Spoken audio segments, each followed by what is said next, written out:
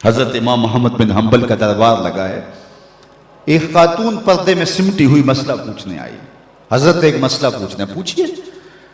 کہا کہ میں سوت کاٹتی ہوں, دن کو بھی کاٹتی ہوں اور رات کو بھی. جب چاندنی راتیں ہوتی ہیں تو میں رات کو سوت کاٹتی ہوں, لیکن دن کا سوت اور رات کا سوت الگ الگ ہوتا ہے.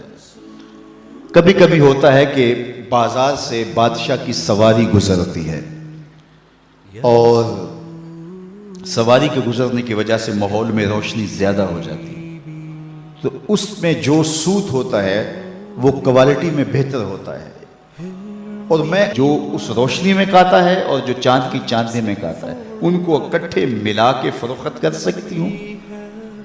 اللہ اکبر. امام احمد بن حنبل نے خاتون سے کہا کہ اپنا تعارف کروا سکتی ہو, تم کون ہو؟ اس خاتون نے کہا سائل کی ذات نہیں پوچھی جاتی, آپ مفتی ہیں, فتویٰ دیجئے. فرمایا نہیں, بعض مسائل ایسے ہوتے ہیں کہ سائل کی حیثیت سے مسئلے کی نوعیت بدلتی ہے, آپ کو بتانا پڑے گا کہ آپ کون ہیں. اس نے کہا میں بشر حافی کی ہمشیرہ ہوں. کہا خاتون تمہارے لیے جائز نہیں ہے. امام شاہ احمد رضا خان فاضل بریلوی علیہ رحمہ ایک دعوت پہ تشریف لے گئے, تو اس نے انواع و اقسام کی چیزیں رکھی, تو شوربہ بھی رکھا. تو آپ نے تھوڑا سا شوربہ چکھا تو اتنا لذیذ تھا کہ جی چاہا کہ شوربہ پیوں. تو صاحب دعوت کو بلایا, کہا کہ اگر تم اجازت دو تو میں شوربہ پی سکتا ہوں. اس نے کہا حضرت یہ سب کچھ رکھا ہی آپ کے لیے. کہا نہیں, شوربے کا عرف معقول ہے, مشروب نہیں. شوربہ کھایا جاتا ہے, پیا نہیں جاتا, اس کا عرف معقول ہے, مشروب نہیں.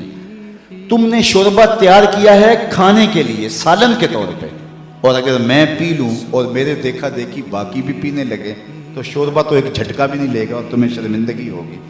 اس لیے میں اگر پینا چاہتا ہوں تو میں آپ سے اجازت لینے کا پابند ہوں, اس لیے کہ میں عرف سے ہٹنے لگا ہوں. اور ہم سب کچھ ہڑپ کیے جا رہے ہیں, اور ہم صوفی ہوتے ہیں, ہم غوث زماں ہوتے ہیں. آج کل ہر آستانے پہ غوث زماں ہوتا ہے, ہر آستانے پہ قطب زماں ہوتا ہے. کبھی صدیوں بعد کوئی غوث آیا کرتا تھا. اللہ اکبر.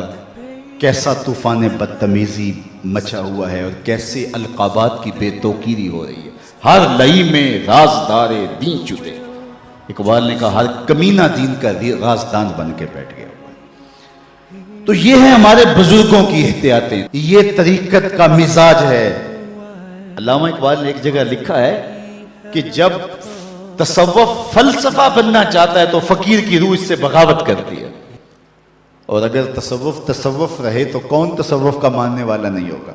آج گلی گلی جو صوفیاء اور اولیاء اور تصوف کے خلاف لوگ بولتے ہیں, انہوں نے جو تصوف دیکھا ہے انہیں بولنا چاہیے.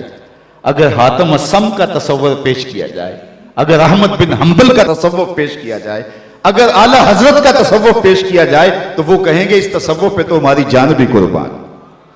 تو یہ تصوف کی حقیقی روح ہے, یہ تصوف کا حقیقی رنگ ہے. لوگوں کو اذیت میں مبتلا نہ کیا جائے, لوگوں کو تکلیف میں مبتلا نہ کیا جائے, لوگوں کو راحت پہنچائی جائے.